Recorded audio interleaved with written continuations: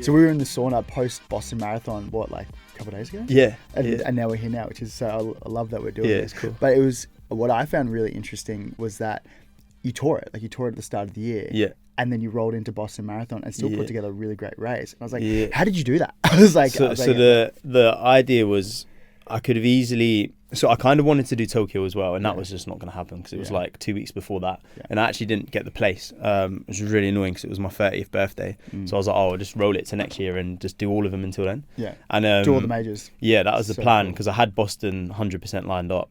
And then when I did it, I was like, right, I've got like two or 3 months to get it back to normal and do it.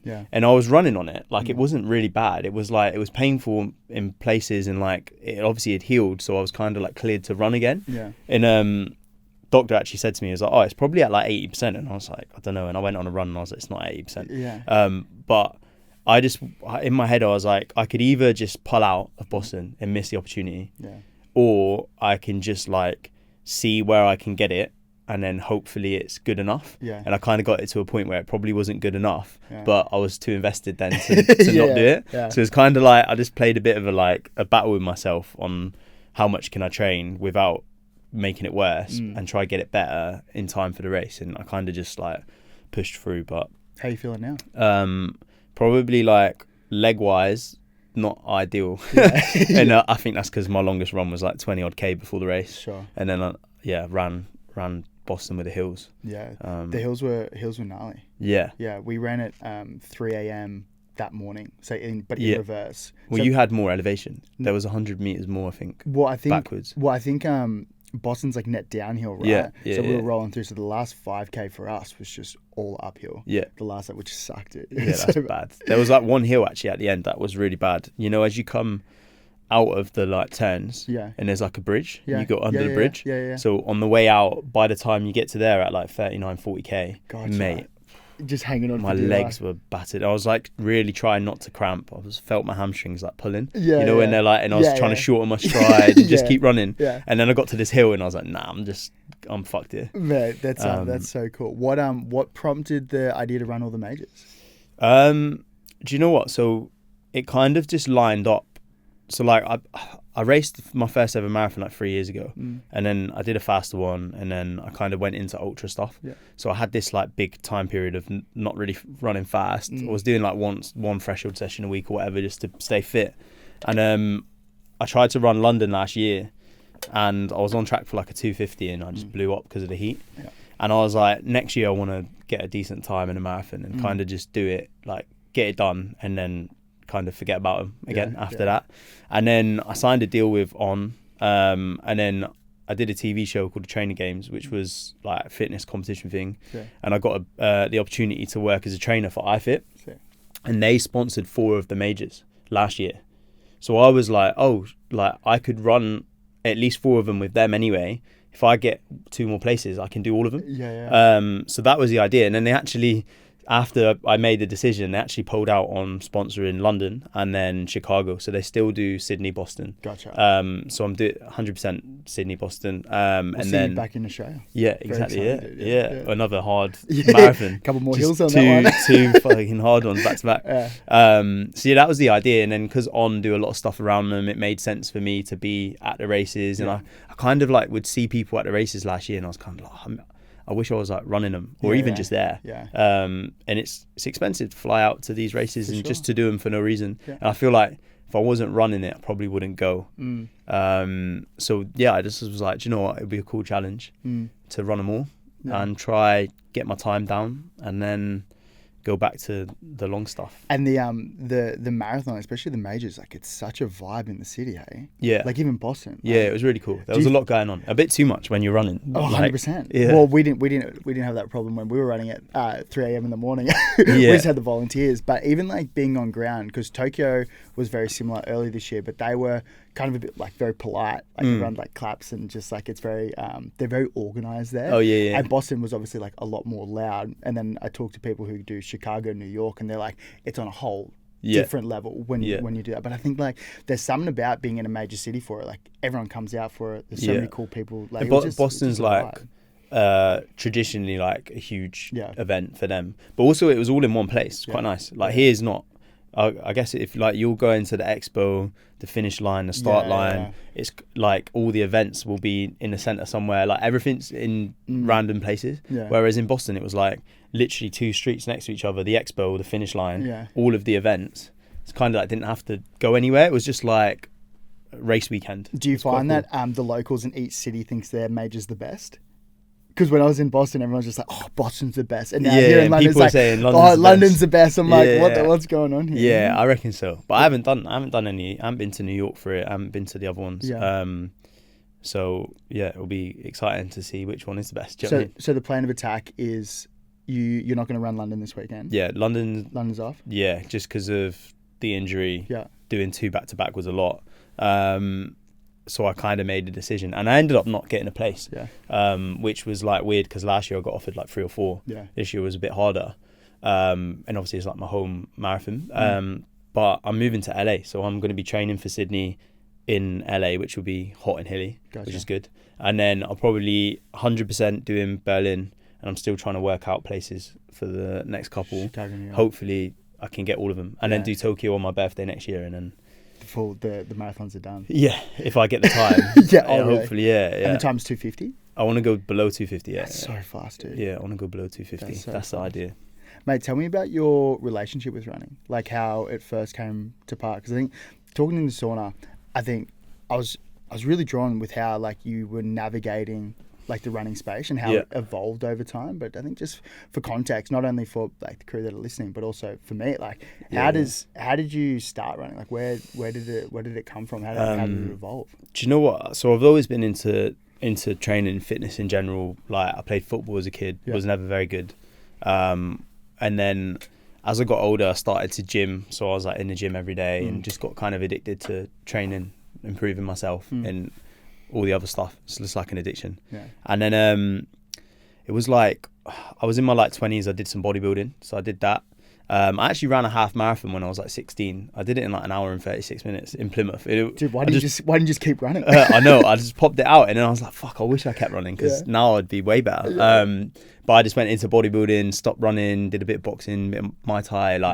I was actually in Thailand when we went into lockdown, and everything was kind of shut. And I used to train like every day, no matter what it was. And I come back from Thailand because I nearly got stuck there. I was in like my family's place, like near London, and I was just like stuck in a house. And I was like, I need to go do something. I need to train.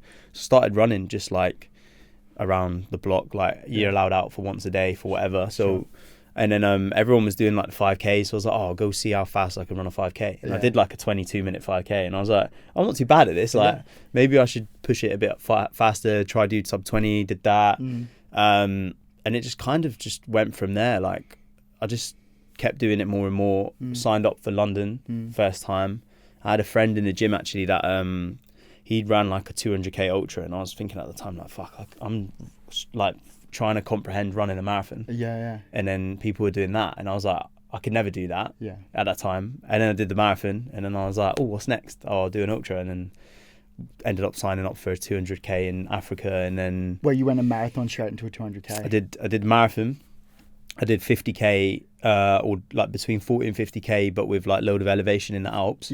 About 5 months later, then I did a fast marathon, another one, faster one. Then I was like, I got injured, and then I was like, I want to do something crazy. And then I got told about this race, and then they were like, or this company that does races, and they were like, oh, we've got one. These are like the options, and one was on my birthday, and it was 220k. Dude. So it was about a year after my first marathon, and I did 220. What made you so curious about that long distance space? I really enjoyed the first like trail race I did. And I was just like, I want to see where like if I've got like a limit, or see where the limit is. It's funny because I still kind of haven't found a limit yet. And then, but like things get reframed whenever you do this stuff, which we'll talk about at some point, I'm sure. But I was like, this sounds like a cool opportunity. No one else is doing this. Like it was kind of like everyone's running a marathon in it.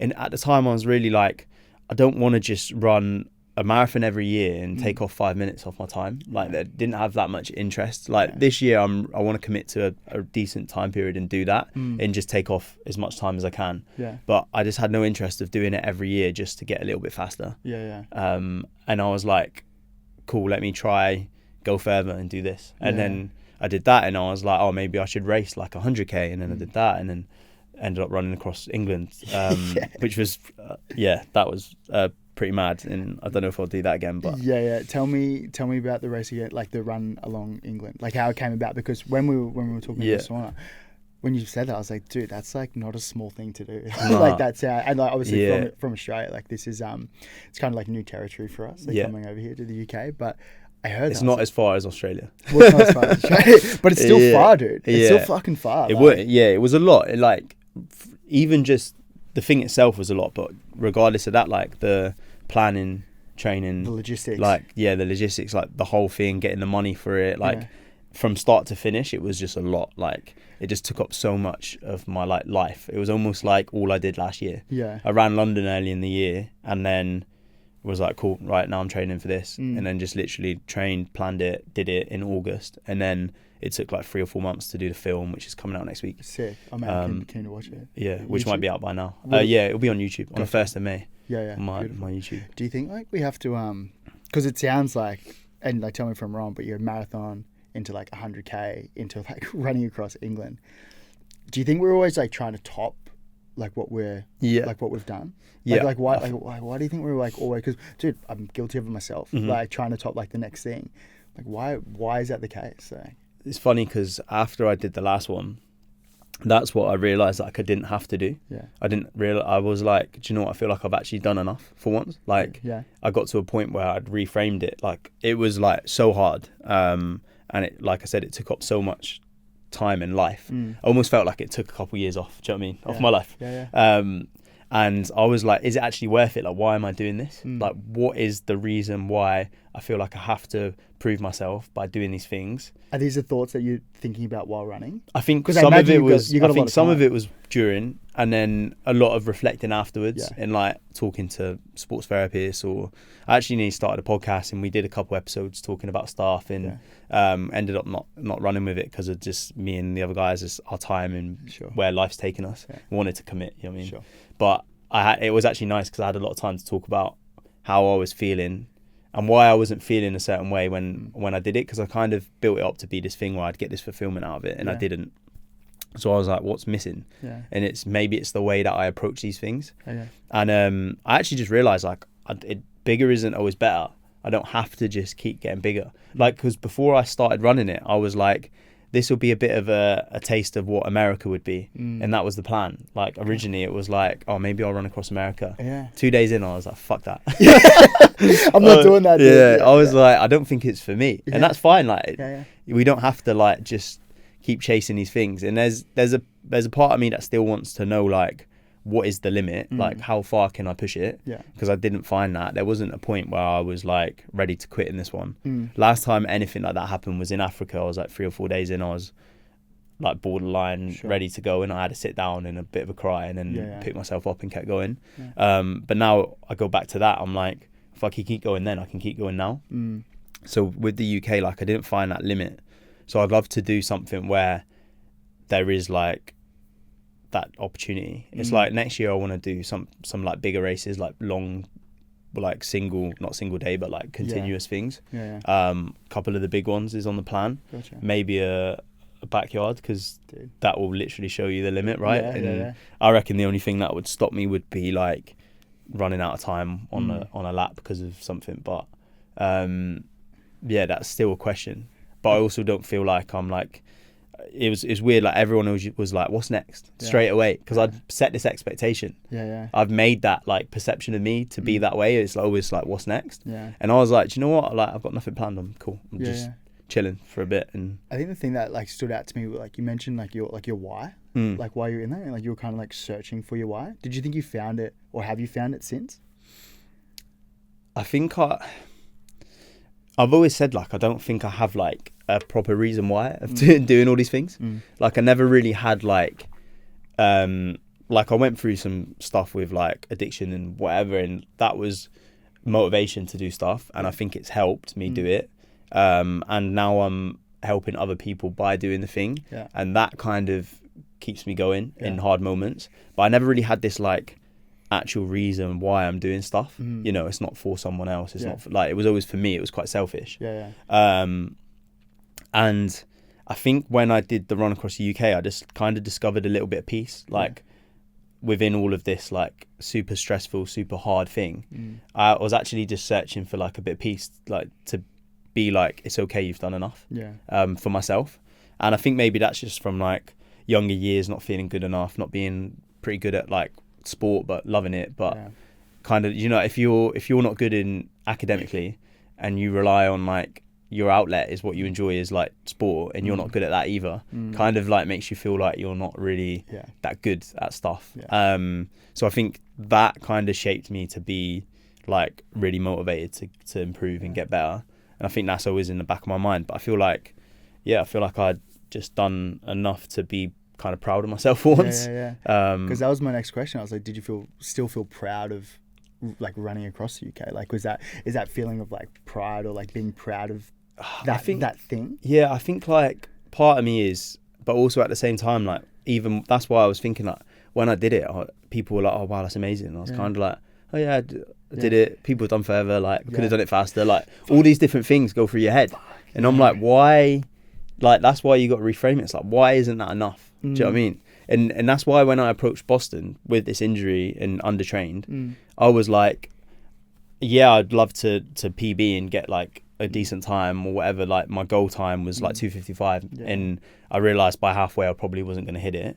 I was kind of on track for the first half, and I was like, I've only done a 20k long run. Like, why am I expecting to be like that? So before I went into it, I was like, look, I'm happy with whatever happens. I'm going to try my hardest and push whatever I can out, and whatever happens. And I kind of accepted it. So I went in with like this acceptance. And after I finished, I was like, do you know what? I'm pretty happy with, I got 303, and I was like happy with it. And I think like someone went to me and she was like, I said, I was like, oh, I didn't make 3 hours. Like, the way they asked straight away did you do 3 hours? And I was like, oh no, I didn't. And then they were like, oh, like, that's a shame. Like, but, and I was almost like, because it was like an expectation again. And I was like, do you know what? I don't care. And they were like, how are you? And I was like, I don't care. I'm fine. I'm actually genuinely like, I did enough. Because I know that I did enough. Like, I did everything I could to get to where I needed to be. And I just accepted the outcome. I wonder, it's just like, because it's almost like we're taking on other people's expectations in a way, especially when you do like big crazy feats that you typically do. And you get into a place where, this is now what people think of you, right? And like, oh well, you're bound to do something else, especially with social media. And dude, it is like the root of all evil. Not the root of all evil, it's a bit dramatic, but I was just like, I think about this all the time, especially my partner. She's pregnant at the minute. Okay.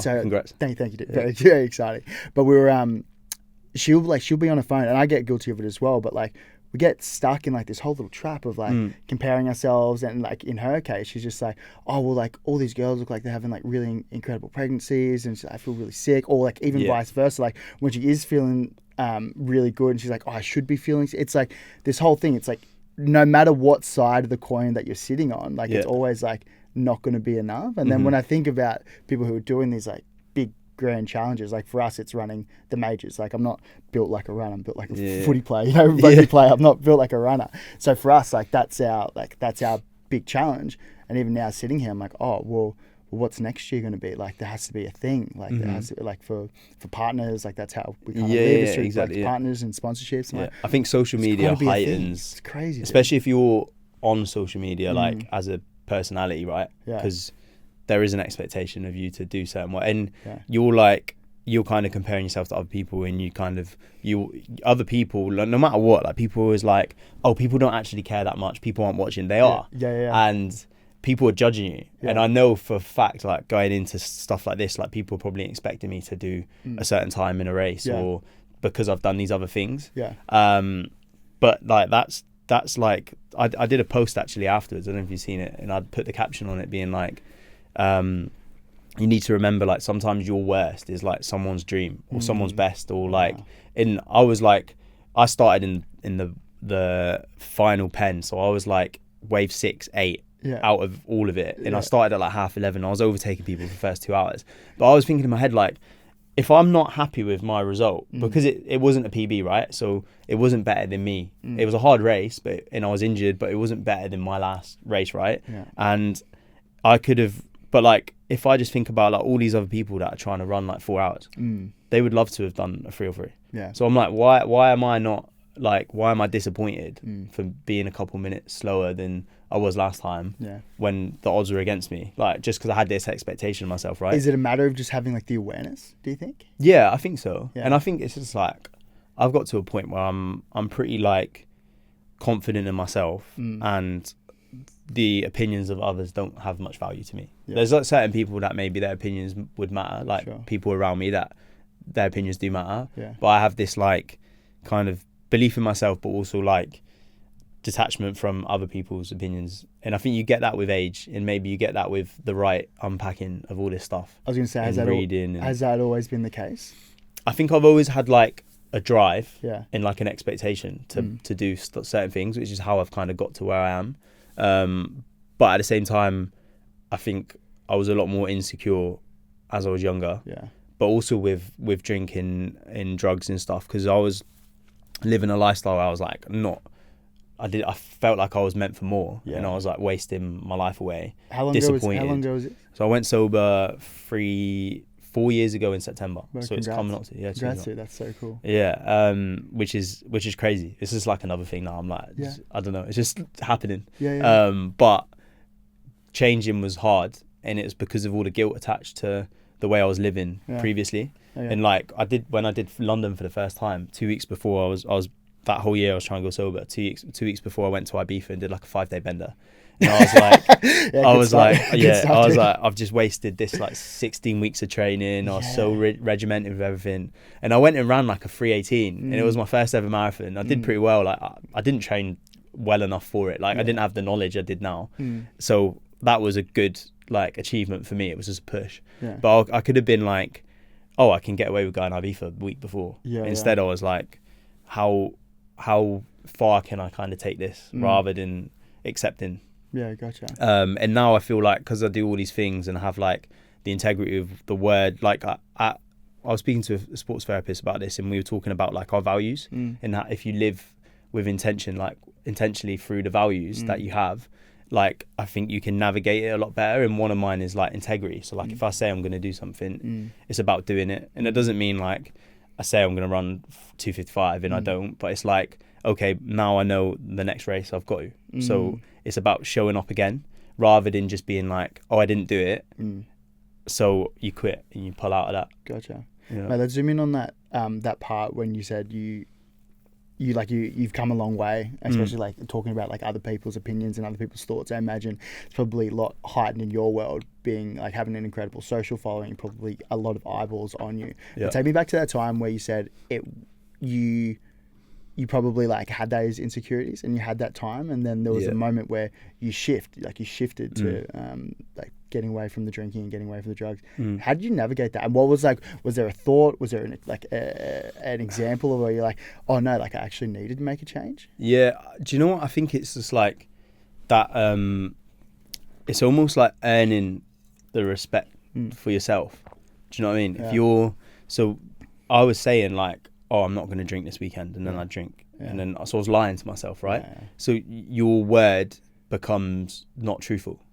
So that, I think that's why like the value of like integrity is so important to me now. It's like, if I say that I'm going to do something, I'll do it, and then you prove to yourself that you're not a liar and you're not a fraud, and then you live with that intention, and then all of a sudden everything else will start making sense. Like so I think like it's not just about the goals and like achieving these things and like climbing the mountain and getting to the top, right? It's not just about that. It's like who you become doing it, and what you kind of learn about yourself in all these, like living by these values. I think that there like earns you the respect for yourself. And that's kind of the way that I see it now, is like I do all these things and I'm not like just like proud of running across England or whatever, like it was just an achievement at the end of the day, but it was like I was proud of myself to be able to get to that point. So I think that's why like there's always going to be like a bit of imposter syndrome, no matter what it is. Whether it's like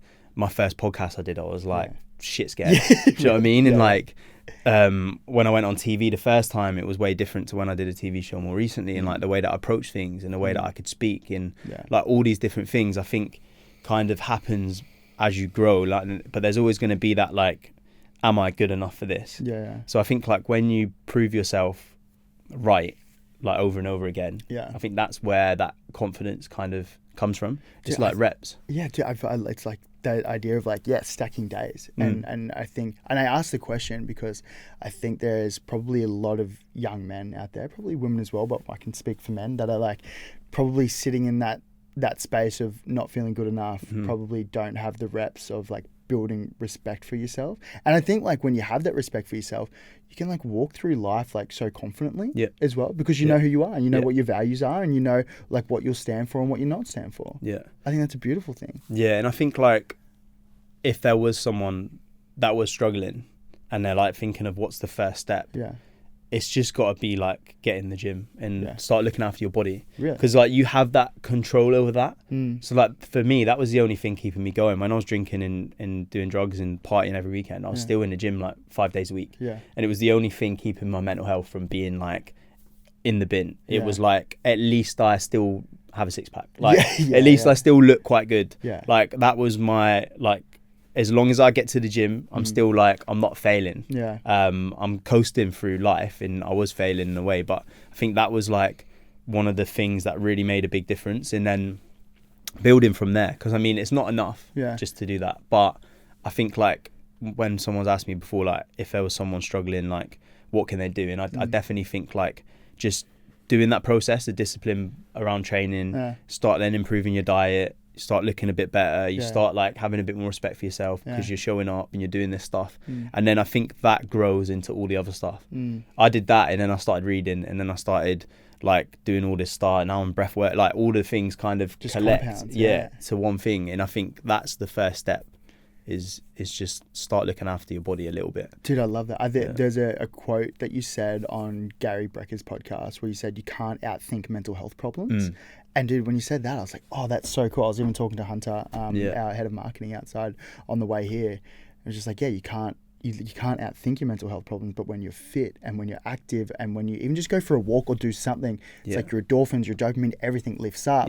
Versus if you're drinking, doing drugs, on social media, low energy, it's kind of like, no wonder you're not feeling great, right? So it's like, you can either like sit at home and think about it, and that's going to just make it worse. Like there's no way that that's going to help, like sitting and just like ruminating on whatever issue you have.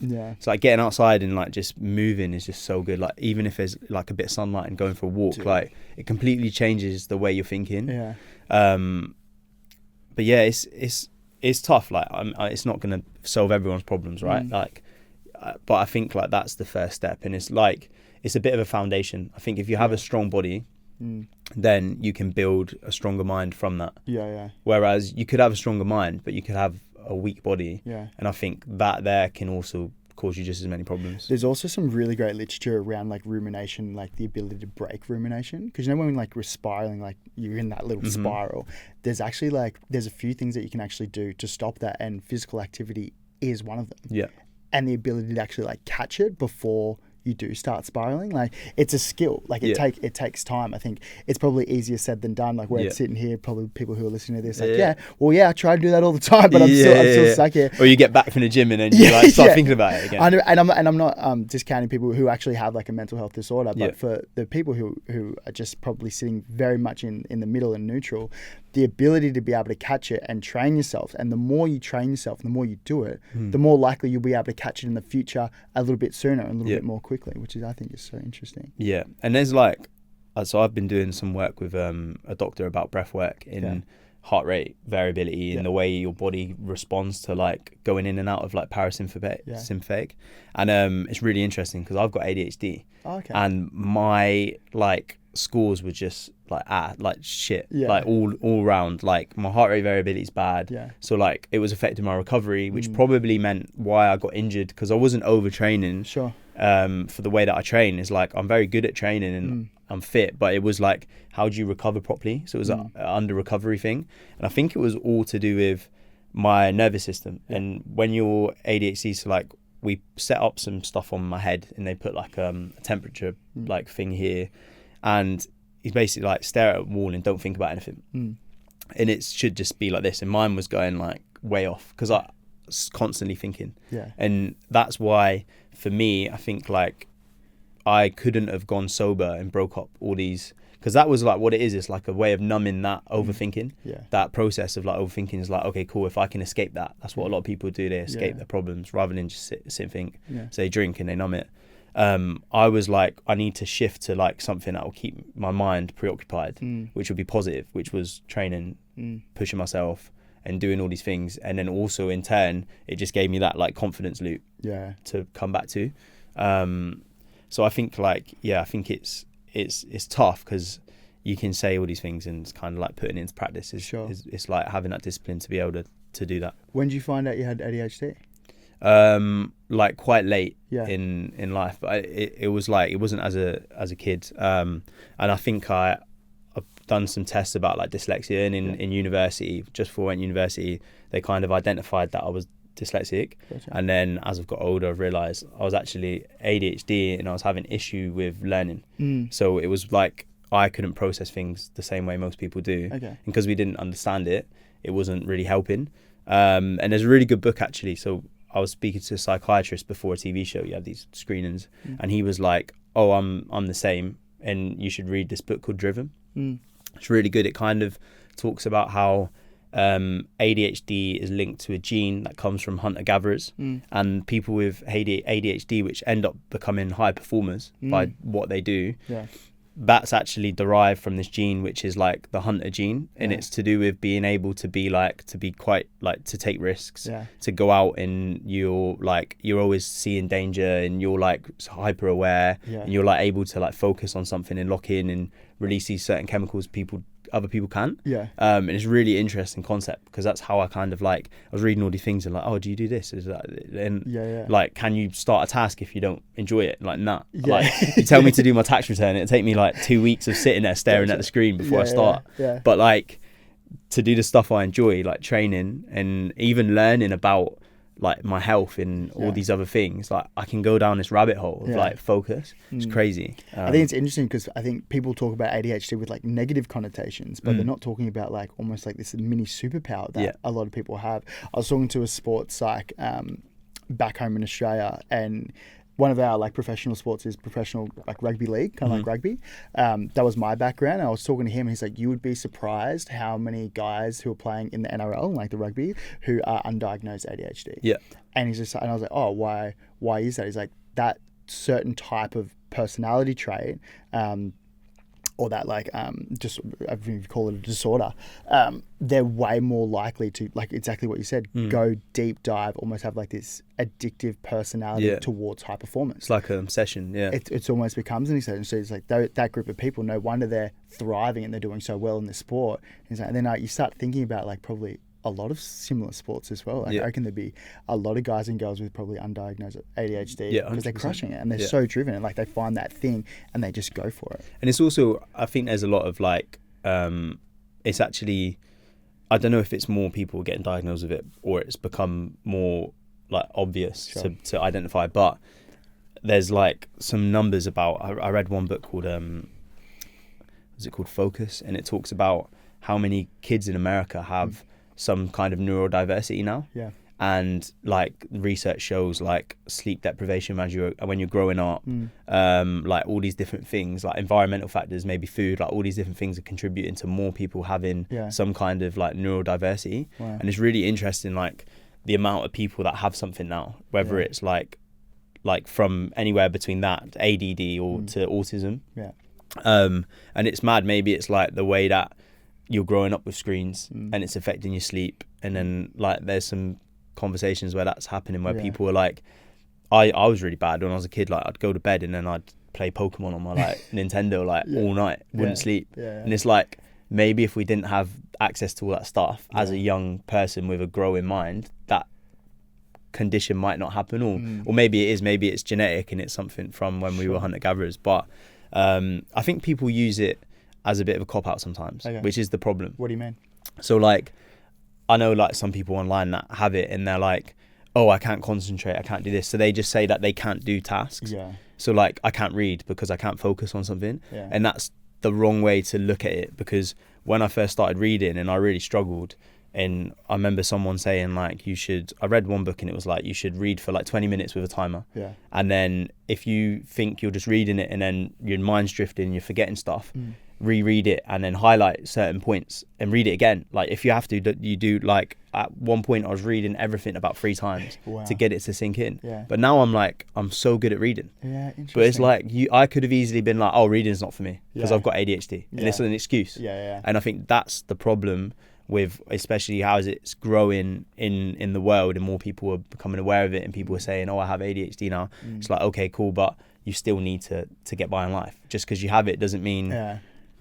So yeah, it's an interesting place to be in. I know what you're saying. You could probably imply that to most areas of life when people say, oh, like I'm not a good runner, or I'm not an intellect, or I'm not this, where it's just like you can be. Yeah. You just gotta find it. You gotta find it. Yeah. And maybe it's harder for you to sure. do it, or you've got to work harder, which is like, maybe it's not fair, but it's still your responsibility to do that, right? But also, if it's harder, like you probably value it a lot more. Yeah. You know, like anything hard is worthwhile. And you'll feel like you've earned it at the end of it as well. 100%. Rather than just being like, oh, I'm good at reading, and just pick up a book, kind of breeze through it, and then whatever, you probably wouldn't remember it. Did you feel like different at all growing up, or was it harder for you growing up? Looking back on it now? Yeah, like I'm not really sure. I always felt like something was a bit off. Yeah. You know what I mean? Like, and maybe it was also like the contributing factor to me not being great in football and playing, like not getting picked all the time. Sure. And then kind of like, maybe it was something to do with, definitely with my learning. I could tell I just wasn't good at school. I had no interest in doing well in school. And like I failed English at GCSE level, had to redo it, which is when they were like, oh, we think you're dyslexic. Yeah. And I don't think I am. I've sometimes, because like the way that I can kind of read and do stuff now, I don't think I did have that. I think it was more the ADHD that was causing the learning issue.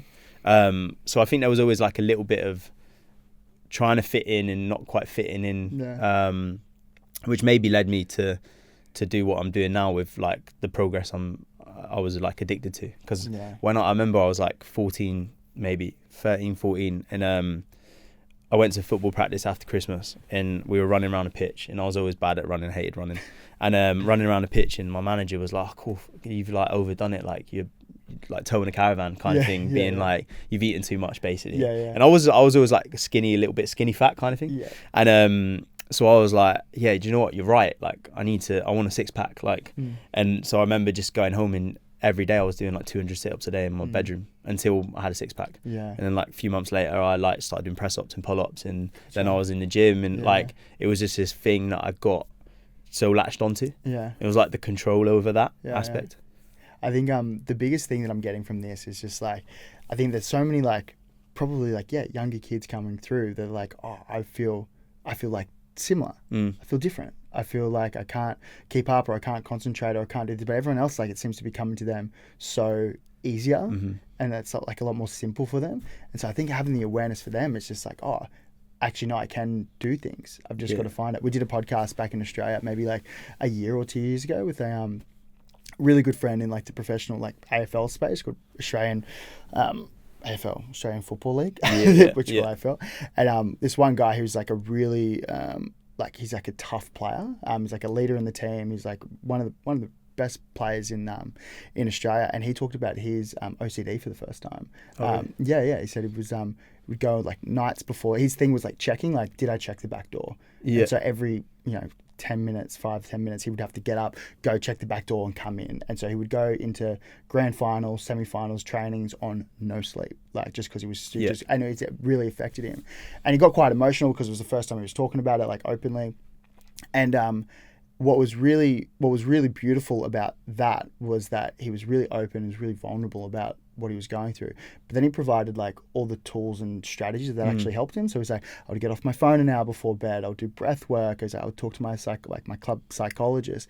And the most beautiful thing about that podcast was that we had like family members, like mums and dads, like messaging us, messaging Bruzzy, and they were saying like, oh, like I just sat down and watched this episode with my child who's just been diagnosed with OCD, and so they don't feel weird, like they don't feel unusual because you got someone in the public eye who's this incredible role model, tough, like fucking tough dude, and he's been open. It's like, you're not weird, you're not strange, like this is just normal. It's just part of life. So the fact that you're talking about, like, I think it's really cool, dude. I think that's really nice. Yeah, I think, do you know what the biggest thing for me, especially now with my platform, is like all the people that have kind of made changes with sobriety because of me, especially the younger lads. Yeah. And I see it all the time. I get messages all the time, and it's like, it's the most like impactful thing is to see that. And it's like, if I like, I've probably reshaped my relationship with alcohol, at least alcohol, definitely not drugs. I won't go back to doing that because it's like, there's no on and off. It's like all or nothing. But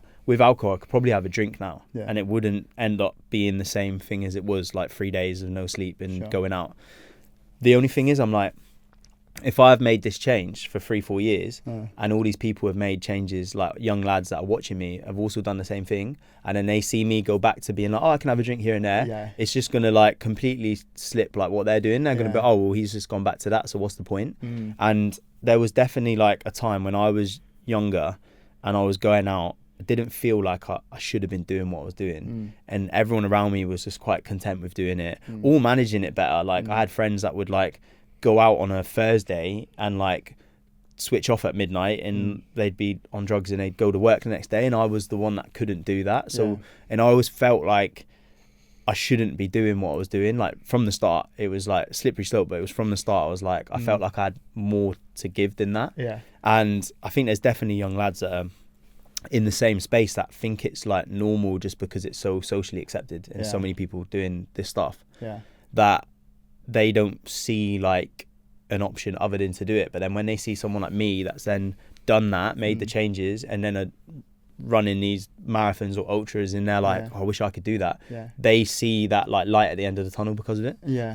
Which kind of like, when we talk about like reasons why for doing things, is why I'm definitely still like pushing that. Like that's still gonna be like, people are like, are you ever gonna drink again? I'm like, do you know what, probably not, because I feel like I have a bit of a responsibility not to now. Responsibility, but is there also like a sense of pressure as well, because like you're kind of doing it for them, or is that, and I might be wrong, no, like, I think there's like not pressure, but there is like the expectation again, right? But I think that's in a good way, because it's like keeping you accountable. It's like sometimes when I have a goal, like I'll say it out loud online, because then it's like, I like that, dude. It's once it's done, it's done. Like you have to do it now. That's part of the that's the rules, right? It's my integrity. So I think it's the same thing with this. Is like, it holds me accountable, but it's like a responsibility that I'm glad that I have, because it can help me keep it going. It's interesting. I had a mate. He went a year sober, and then he got back onto it. And when he was in his year, I started doing it. So I went a year sober, and I think like the first month I had like, I think 3 weddings and 2 bucks parties, like all in that first month. And I was like, if I can get through this month, I can get through any month. I get through the whole year, and I got through it. And to be honest, by even after that month, throughout the rest of the year, my mates, guys who I was with, because I always thought like, people talk about, oh, you might lose friendships, or you might lose types of relationships, but I didn't find that, to be honest. Like maybe it's just I feel like all my mates were really open about it, but I would still go out. Like I feel like I didn't have the disposition to be able to not go out. I feel like if I'm going to go out, I'm still going to go out and have fun. I would just like have a Coke or have like a glass of water or something. I had to do a bit of a period where I had to like remove myself from certain situations, like certain friend like groups. Just like in general, like just because it was too much, and I didn't want like the influence in, like, I don't know, like there would be a little bit of pressure. So I kind of went through a phase of like really removing myself, and then also just like, you get to a certain point where you can just go out and it's just normal now. It's like, I'll go out and just have like a 0 beer or like a Diet Coke or whatever.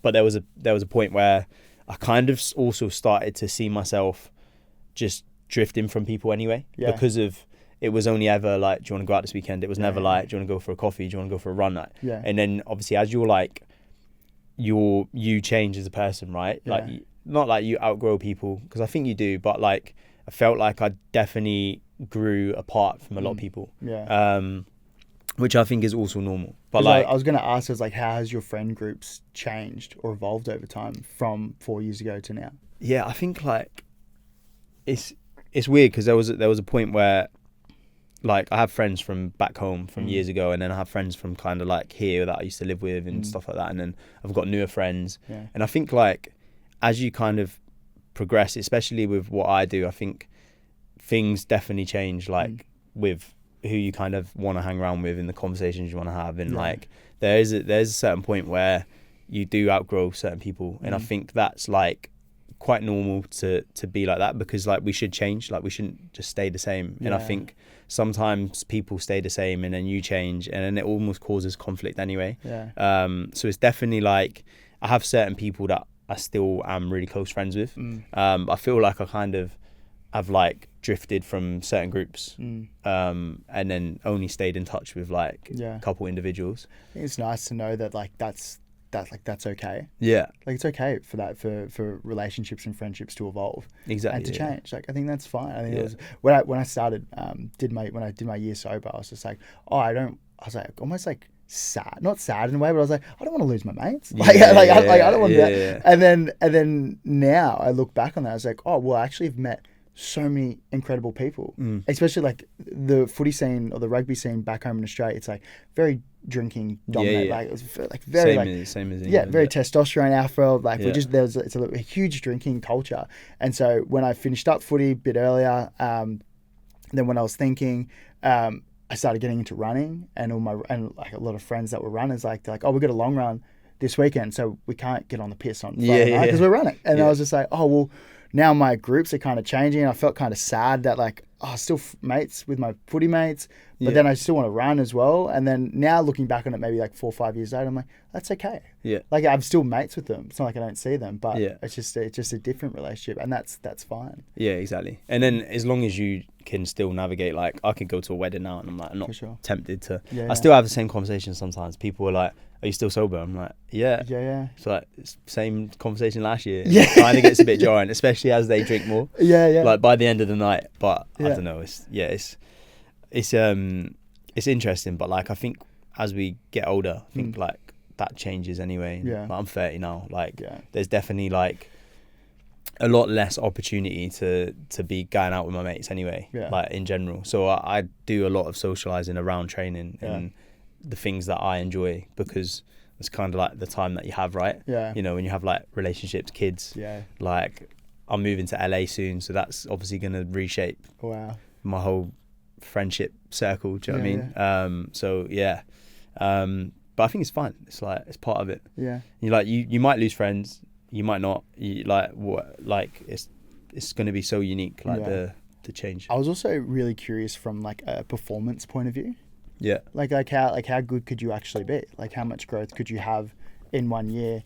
And I was like, well, alcohol's like if I wanted to be the best version of myself, like is alcohol going to help me, or is it going to? It's probably like the number one thing that will hold you back. In performance. And it's so interesting because I have a few beers now. Like I don't drink nearly as much as I used to, but I'll have a beer at a wedding, and I'm very comfortable with that. But I remember when I was just about to finish the year, we did a podcast with Emily Capitalupo, who is I think head of research, data, and algorithms at Whoop. Okay. Really smart girl. Like she's really clever, and I was talking about this whole alcohol thing and how I was like, well, that's the one biggest thing for the score to go. Your HRV. 100%. You have one beer, one glass of wine, it just dips. So I went to Ibiza last year, and we were staying at like the new Soho farmhouse, and they only had a 1%. I think it was either 1% or 1.5% beer. And I like having a zero beer. Usually it's like they say 0.5 because it's kind of somewhere in between. And I don't mind that. Like that's not going to kill me having one. And this one said like 1.5. And I had it at like dinner at like 8 o'clock. Kind of late for me, like for dinner. And anyway, had this drink. Everything was green every day. I had this 1.5%. The next day I was like 10% red. That's so interesting. On a normal night's sleep, like nothing else had really changed. Like dinner late, obviously, like whatever, but I was still doing that the days before. Do you think it's because your body is so used to feeling great, where it's like the tiniest little thing? Maybe it was like because I haven't had anything. It's like even more sensitive. Because it's the same with like, I remember with caffeine, like I used to do pre-workout in a energy drink or two scoops and go and lift weights. Fuck, dude. And like as well as coffee and all the other stuff. Sure. Or like a couple of cans of Monster a day or whatever. Like, obviously not great for your body. Caffeine like that. And that used to like get me going. But at a certain point, like, one scoop wasn't enough. And then it's like you were doing 2 scoops. Do you know what I mean? And I feel like you get a bit desensitized to certain things like that. So maybe alcohol's the same. Like the more you drink, the more you drink, the harder it is to get drunk, or vice versa. Like if you don't drink a lot, like that 1% of beer might tip you over on your Whoop score. It's so interesting. Mate, out of the last like 4 years of being sober, what do you think's been the biggest learning that you've had?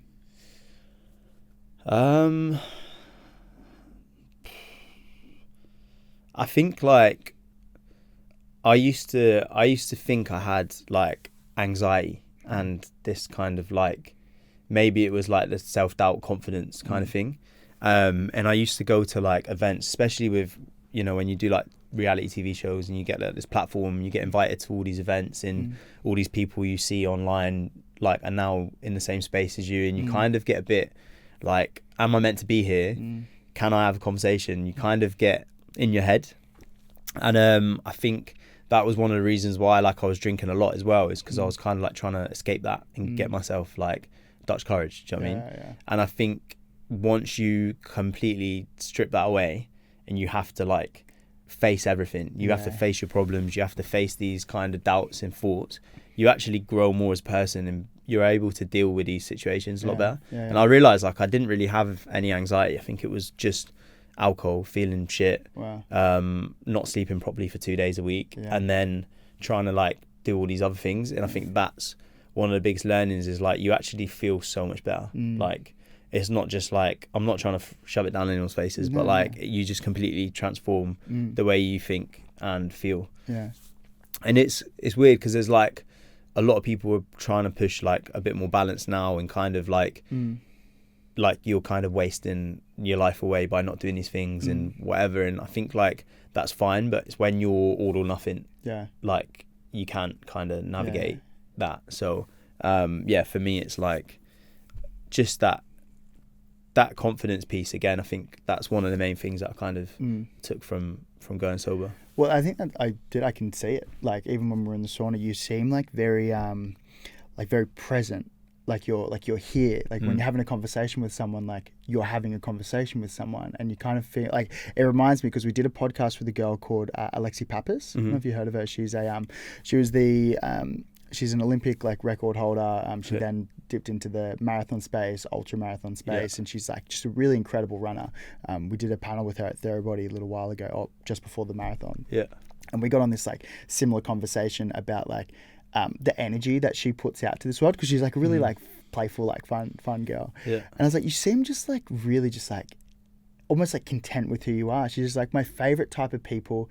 She used the word like dense people. Dense not in like a weight wise, but like it's like they're full, like they're internally happy. They're measuring their success based on like how much like positive energy and how much like creativity like they're putting out into the world. So when I sit with them and when we're having these types of conversations, like I know that they're full. I know they're not trying to like impress anyone. They've got layers to them. And that's kind of the vibe I'm getting like from what you said about having this inner confidence. And I think like dense people, or like what she was referring to, is like someone who is almost like internally like happy with who they are and have that confidence. And I think you have to do a lot of work to get there. You reckon? Some people maybe some people don't. Maybe some people just like cruise through it. But I think I definitely had to do a lot of work. A lot of reading, a lot of just like analysing and kind of just like reflection and all of these things. I think it does help. And I still, even when I ran across UK, maybe that's one of the other things, is like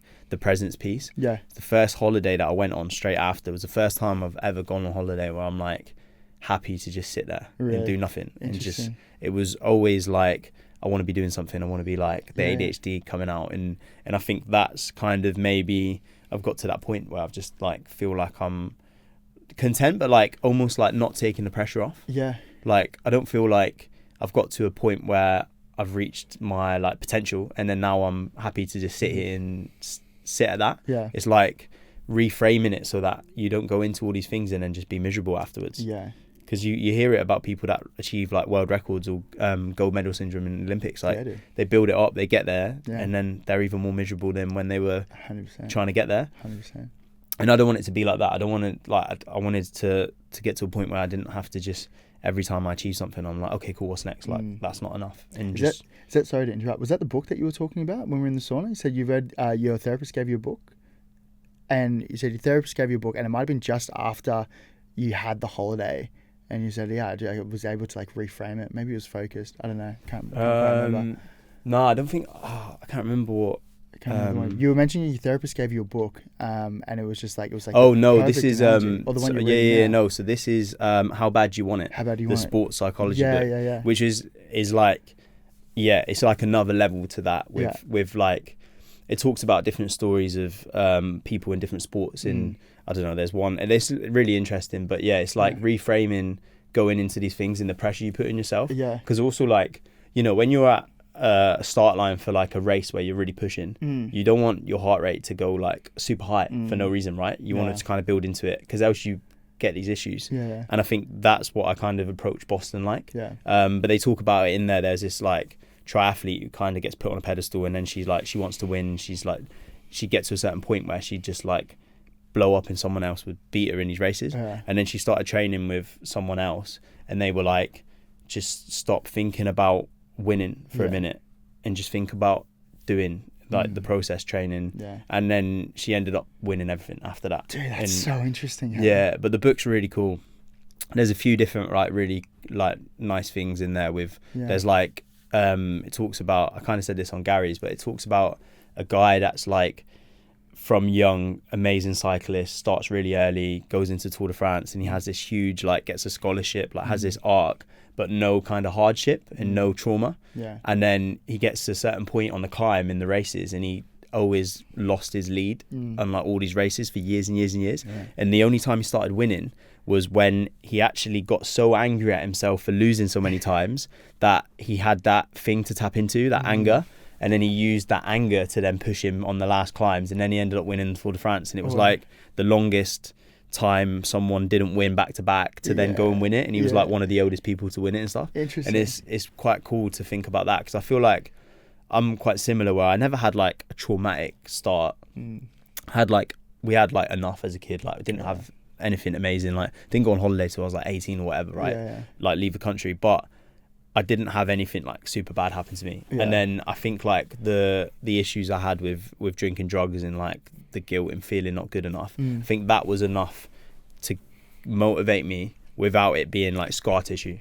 Some people have like really traumatic kind of past, and that's just like becomes an issue, right? It becomes scar tissue. Kind of poses the question, like, do we need hardships in our lives in order to grow and be, I don't know, like dense people and like full people? I think you do. I think Jesse. I know his friend Devon. You know Jesse, I'm on about, in America, curly hair guy. Maybe he's made a load of money with businesses and stuff. Okay. But the runner, Jesse's people are going to be listening to this like, Celsius. I don't know. Yeah. Right, so he talks about like the Japanese principle is like one hard thing a year. Is like a purpose. And then I think that's really important to have something.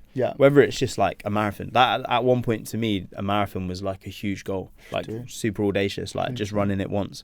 And I think having something like that is the way to kind of, it's the way I went sober. It's the way I've stayed sober. It's the way that I've kind of grown through life, is always to have something to kind of build towards in like that process of the discipline and what you kind of learn along the way is what's really important. I also find like when we throw ourselves into these arenas of doing hard things, it makes like our everyday life little stresses and struggles probably not that bad. Yeah, exactly. You know what I mean? A lot easier. Look at my missus with some of her stresses, and like with all due respect, I'm like, Dal, so you can't let these things get you down. I have the same conversation. Exactly the same conversation. I get it.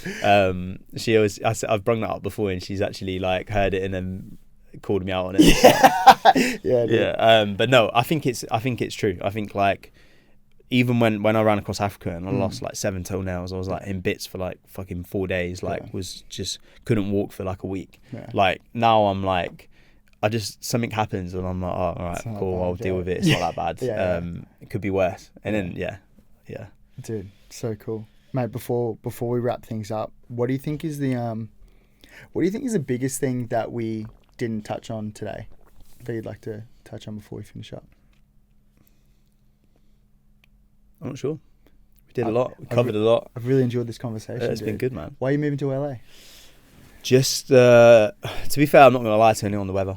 The weather? Yeah. A lot of people like... Well, I don't know. London's looking good at the minute, bro. It is, but it doesn't last, mate. True. And it's nice when it's like a little bit chillier and it's just sunny, but it doesn't last. No, I think for me, like, I've got some big goals with training next year that I really want to like be able to push myself properly, and I think I need that environment. Like, one, I need a change anyway. I feel I've got to a point where I just fancy a change. Like, work's kind of taking me that way. I've signed with like an agency there. I'm doing the iFit stuff, which is American based, so it's kind of like naturally evolved to be like that's the next step. But even just like being able to train in the sun, some hills, get out, and like, because I want to do the plan is to do like one of the big races next year, like big ultras, like Badwater or Moab. Dude, that would be so cool. Yeah, and I want to do it as to my best of my ability, right? And that's kind of the only way you can do it is by being there to do it. So yeah, that's kind of like one of the reasons, and we just really like it there. Me and my partner, she's still there at the moment. She's a model, so she's back and forth, and book the flight with the dog. Let's go, dude. Yeah, you're fully settled. I think they just had Cocodona recently, hey? Cocodona's coming up. Oh, it's coming up. They had Arizona 300. Sure, that might have been. One of my mates did it. Nice. And then Cocodona's like 10 days time, because I think he's doing that one now as well. Man, I think I love watching people who like really capture these stories really well and then put it up on socials, because it actually like it does inspire. Like it is so inspiring. That's why I think, I know some circles that have like footy culture back in the day, like if you were ever to put yourself out there on socials or post too much, the boys will pull you back pretty quickly. But now I'm like, I actually really enjoy people documenting their process of like doing an Ironman or doing a marathon, or even like this whole multi-day ultras, because I'm so curious about that. Do you know what's crazy? So sometimes, because he's not even like a great ultra runner in a way, like with races and times and whatever, but everyone always says when you talk about ultra running, like, oh, like David Goggins, and some people get offended by it because like there's people that would actually beat him in races, but I'm like, I don't get offended by it, because I literally, before I started, I read his book as I was running a couple of K around Thailand every day, and I was reading his book about these races like that he'd done, like Badwater and stuff. I got inspired. He was one of the people that actually inspired me to start running more. And then I remember I did like my first marathon, and then I did one solo on New Year's Day instead of going out and drinking. This was my first year of sobriety. So I went out and did a marathon just on my own around London, and I listened to his second book while I was doing it. And I think you do need people to kind of light a bit of a spark. And a lot of people don't like to talk about that, like who's inspired. Like, I think it's sick. I think David Goggins is really cool. So he's like one of the people that I've like seen in my journey that's helped me to get to like where I am. So you do need people online to be able to do that, I think. I just watched Max Jaloffi's film that recently came out. It was like one of his last races, because he talks about, he's like, I haven't put together a really good 200-mile race. And he like won Moab a couple of years ago, maybe a year ago. And then just did like, he's done a couple of things. Like, I haven't put together a really good race, and he's like almost like thriving or striving to try and get that. I don't know how he won Moab, and then he said he hasn't put together a good race. Dude, that's what he won it by like 10 hours. He won it by 10 hours. Oh, he won it really well, but he's just like, I felt like crap the whole way. And then, but those I did guys, see that. I'd seen that YouTube. But I think like that idea of like building capacity, like for me, like it seemed like running a marathon. I never thought I'd run a marathon when I was playing footy. Then ran a marathon, did like a 50k ultra, and I'm like, I'm just slowly like building this capacity now, running all the majors. It's like a new ceiling, right? Kind of keeps breaking it a little bit, I think. So you think there's like a limit or a potential, and then you kind of get to that point, and then you're actually like, oh, maybe there's more, and that's you just keep growing that way. And I think that's infectious as well. 100%. When I did when I ran across England, one of my mates, Harry, was shooting it. He ended up running like 100 odd K that week, and it was like the longest he'd ran. And he ran a marathon one day, and like he'd ran like 50k a week before that as his max, and now he's doing his first like 100k race. So do you know what I mean? It's like being around it can kind of draw you in, and for sure. So yeah, it is good. I had a mate. He ran from Canberra to the Gold Coast. It was like maybe 1600k, 1600. Maybe so. It was a lot of Ks. But our Hunter, who's outside our head of marketing, he's also like a really incredible like ultra runner as well. But he was filming it, but he was like shooting it. So he was running partly with him, but it was also shooting. So anytime we do a shakeout run or anything, he's like boosting and running, but also filming it as well. I was like, what the fuck? This guy's so good. Yeah. But now he wants to like get into the more like multi-day stuff because it's like it's kind of been around that environment and kind of just like fosters now all of the guys and girls that we're knocking around with are doing Ironmans and stuff. It's like it's so interesting. I think it's so fun. It's positive influence, right? 100%. Dude, thanks so much for today, man. Yeah, no, sweet. I think like the fact that this just came about from sitting in a sauna a couple of days ago. Yeah. Well, that's what I was saying. Awesome. It's like it's almost like meant to be sometimes, right? 100%. When we were chatting about the thing in the ice bath and the fact that like not many people are running all majors in the space of like 12 months or a year is pretty cool. So and dude, good luck in that way. Mine's fucked up because I'm not doing London now, but I want to get the medal by the end of, do you know what I mean? But yeah, good luck on Sunday. Thank you, brother. Yeah. Beautiful. We're done.